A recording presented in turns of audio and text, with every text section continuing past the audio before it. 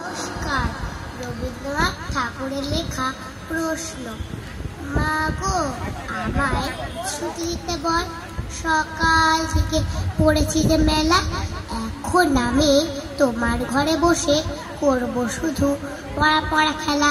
তুমি বলছো দুপুর এখন সবে, না হয় যেন সত্যি হলো তাই। একদিন নাকি দুপুর বেলা হলে বিকেল হলো মনে করতে নেই। আমি তো বেশ ভাবতে পারি মনে, সূর্য ডুবে গেছে মাঠের শেষে। বাবি বুড়ি চুপড়ি ভরে নিয়ে শাক তুলেছে পুকুর ধারে এসে।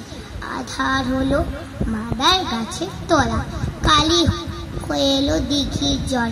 হাটের থেকে সবাই এলো ফিরে, মাঠের থেকে এলো চাষির দল। মনে কর না উঠলো শ্বাসের তারা, মনে কর না সন্ধে হলো যেন রাতের বেলা। দুপুর যদি হয় দুপুর বেলা, রাত হবে না কেন? নমস্কার।